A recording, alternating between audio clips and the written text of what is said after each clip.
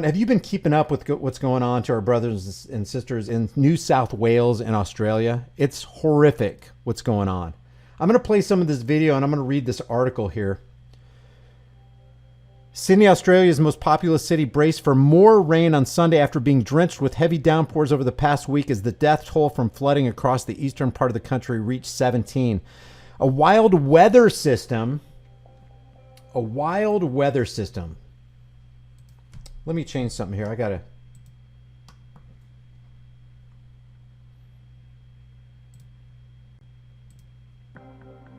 Can you guys hear that audio?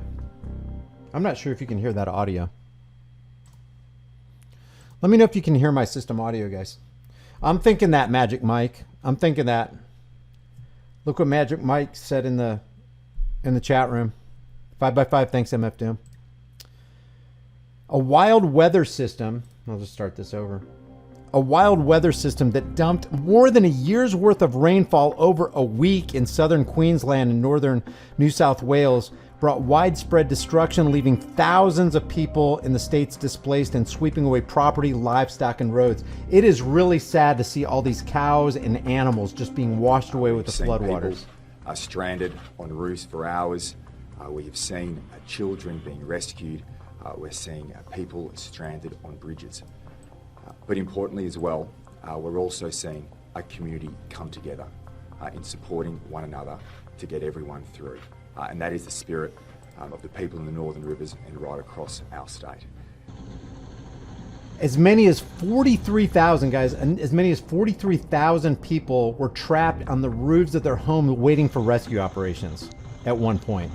43,000 people on top of their roofs because their homes are being washed away. It's truly pathetic. And to watch these rescue operations that literally have nothing to do with the government, guys, individuals are taking it upon themselves to get out in their boats and save their own fellow Queenslanders, Australians, New South Walians. Look at this. The houses are covered up to the roofs. Look at this. I just want to show you more images because there are a lot of people. I wasn't even aware of this till yesterday, guys, and this has been happening for the last 3 or 4 days. Can you imagine your neighborhood looking like this? This guy's trapped on the top of his house. We've seen a lot of this, and these people over here are trapped on this bridge. They can't go backward. They can't go forward. They're putting these tarps out so they can sleep under the tarps that are attached to their cars. Shelters are opening up where they can find them.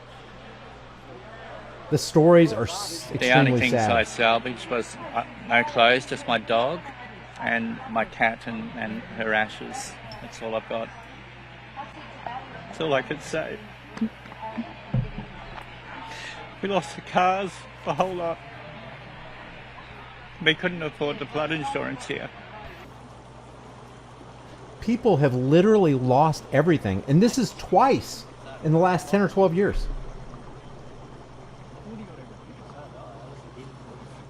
.6 meters is around 1.6 meters in Mount Glorious, just to the west of Brisbane, which is absolutely huge. That's more than Sydney's annual rainfall, just falling in 4 or 5 days. More than Sydney's average annual rainfall in 4 or 5 days. Can you imagine? That's a deluge. You got people being rescued.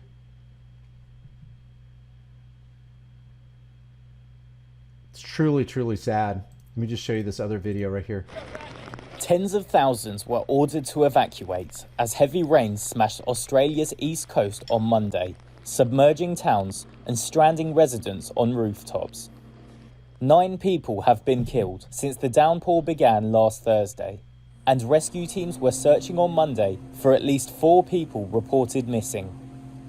Prime Minister Scott Morrison said defence personnel would be deployed to flood-hit areas to lead both rescue and recovery operations.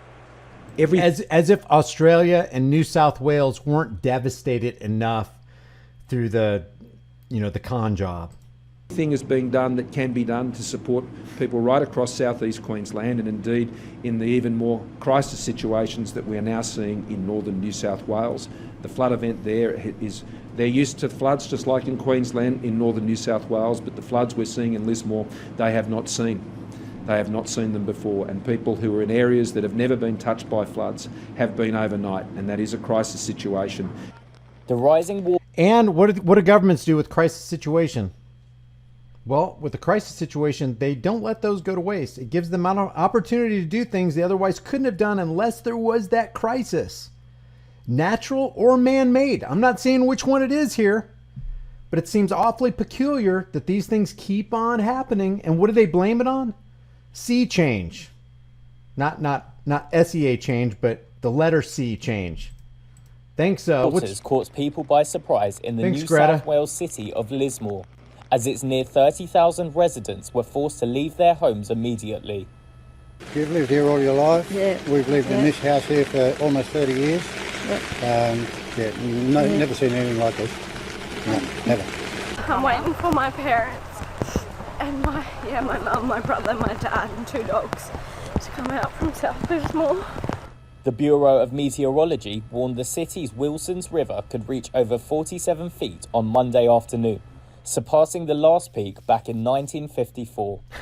Several regions in Australia have already seen rainfall records for February broken, with some places getting more than a month's or more than a year's rain in one day.